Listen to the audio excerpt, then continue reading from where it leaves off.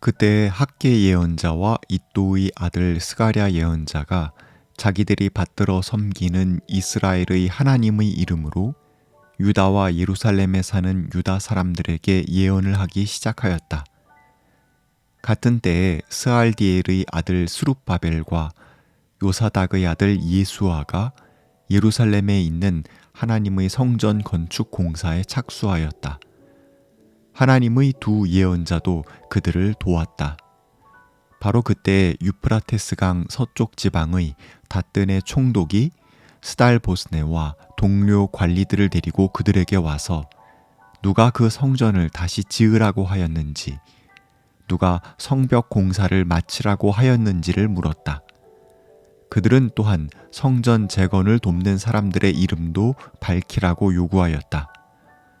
그러나 하나님이 유다의 원로들을 돌보아 주셨으므로 아무도 그 일을 막을 수 없었다.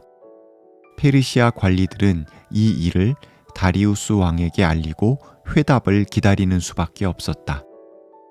에스라기 5장 1절에서 5절 말씀. 사마리아 사람들의 방해로 예루살렘 성전 공사는 중단될 수밖에 없었습니다. 큰 꿈을 가지고 귀향하였던 이들은 낭망하였을 것입니다. 성전 예배가 회복되면 그들의 삶도 회복되리라고 믿었는데 그 첫 단추조차 제대로 잠글 수 없다는 무력감이 그들을 덮쳤습니다.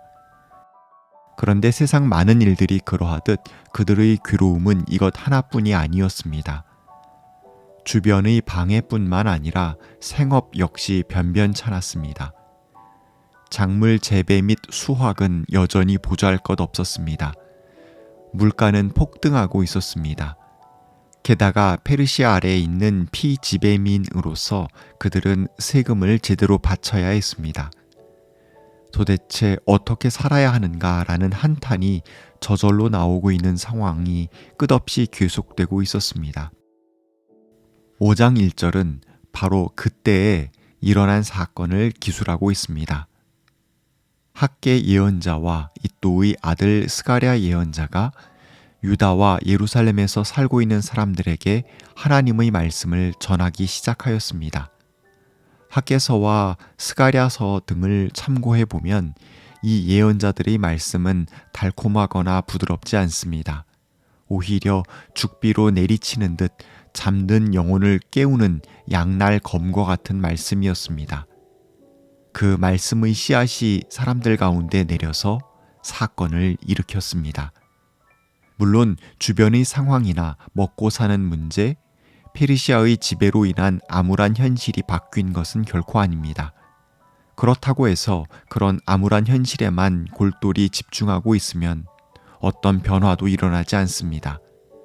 고개를 들어 하늘을 올려다 봐야 합니다.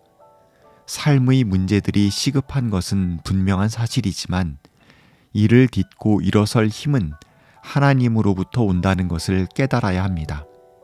다른 누군가가 아니라 바로 하나님께서 우리를 사랑하시며 돌보시고 이끄신다는 확신을 품고 하나님의 자녀로서의 정체성을 회복할 때 어두운 터널을 빠져나올 수 있는 것입니다. 우리가 진정 누구인지 깨달을 때 문제의 크기와는 비교할 수 없이 크신 하나님의 은혜가 이미 우리 삶의 당도에 있음을 볼 수 있습니다. 유다 사람들이 자기 정체성을 깨닫고 자신의 삶을 회복하는 길 위에 서는 데에 있어 성전 건축만큼 적절한 길은 없었습니다. 이 일을 위해 백성의 마음이 하나로 모아지고 선명한 미래를 함께 꿈꿀 때 그 공동체는 새로운 궤도 위에 올라설 수 있게 되는 것입니다.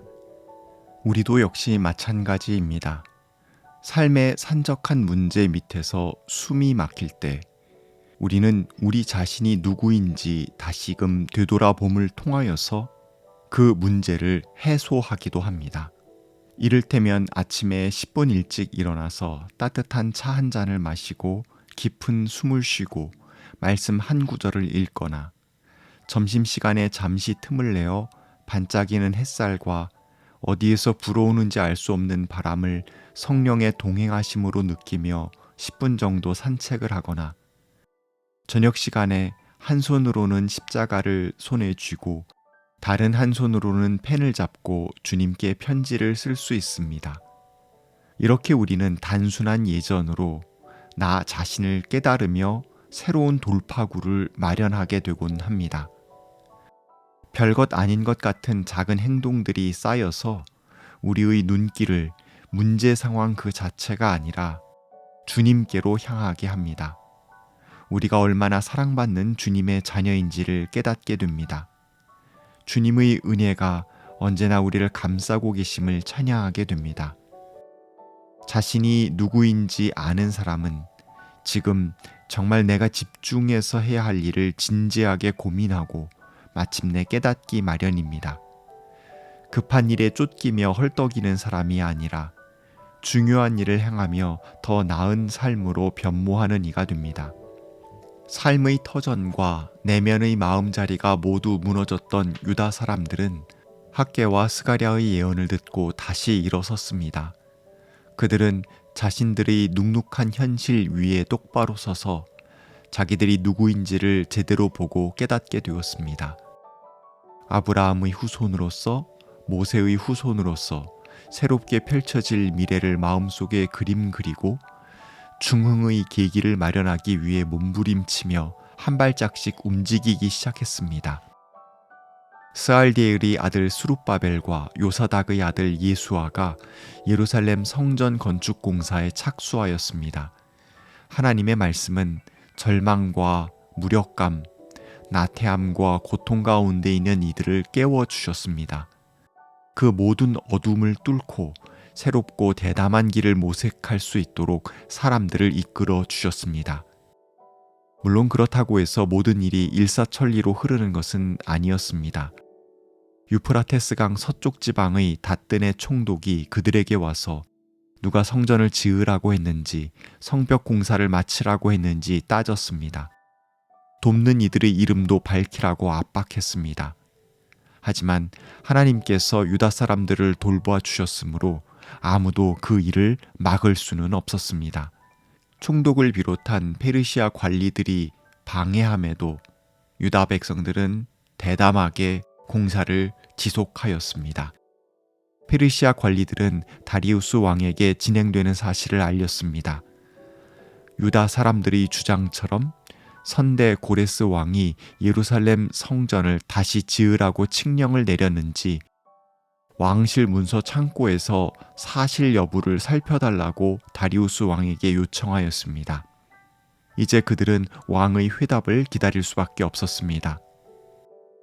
삶의 참된 중심을 회복하고 있는 유다 백성을 위해 하나님께서는 닷든의 총독의 활동과 그 보고서 그리고 앞으로 문서 창고의 확인 및 진행 여부까지 세심하게 살피시고 개입하십니다. 하나님은 당신의 자녀들을 실질적으로 돌보시고 이끄십니다. 그 어떤 방해꾼이나 역경보다 강력하게 우리를 인도하시는 주님을 신뢰하며 오늘도 힘찬 신앙의 행진을 이어가시기를 기원합니다. 하나님께서 자신들을 돌보아 주셨으므로 아무도 그 일을 막을 수 없었다고 말하는 에스라의 고백이 절절합니다. 우리가 삶의 문제에 골몰하며 땅만 쳐다보고 굽은 어깨로 다닐 때 우리의 등과 허리에 말씀의 죽비를 내리쳐 주십시오. 다시 한번 허리를 똑바로 펴고 하늘을 올려다보며 큰 숨을 쉬게 해 주십시오. 내가 바로 주님의 사랑받는 자녀임을 마음 다해 고백하며 오늘도 신실한 삶을 대담하게 이어가도록 도와주십시오. 아멘.